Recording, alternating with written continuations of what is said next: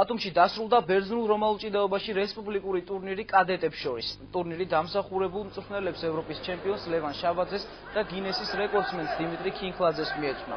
ორი დღის განმავლობაში ბათუმის სპორტსკოლაში პირველობისთვის აზერბაიჯანის და საქართველოს სხვადასხვა რეგიონების ფალავნები ებრძოდნენ. სულ ტურნირში 150 სპორტსმენი მონაწილეობდა. ჩემპიონები 10 წონით კატეგორიაში გამოვლინდნენ, აქედან 8 ოქროს медаლი აჭარის სპორტსმენებმა მოიპოვეს. გამარჯვებულები სიგელებით, მედლებითა და თასებით დაჯილდოვდნენ. ტურნირი აჭარის ჭიდაობის ფედერაციის ორგანიზებით გაიმართა და ის წლის ბოლო ღონისძიება იყო.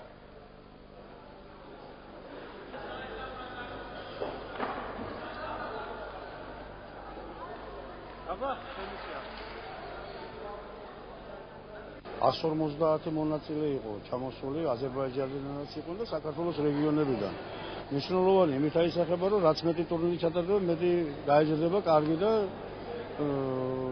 პროფესიონალი სპორტსმენი. 10 медаლი გათამაშდა, 10-დან 8 медаლი ჩვენმა რეგიონმა მოიგო და ჩვენ უკვე 24 რიცხვისთვის ვემზადებით. თბილისში ტარდება დიდებში საქართველოს ჩემპიონატი, რასაც ჩვენი აჭარის დიდების ნაკრები გუნდი ემზადება მონაწილეობის მისაღებად.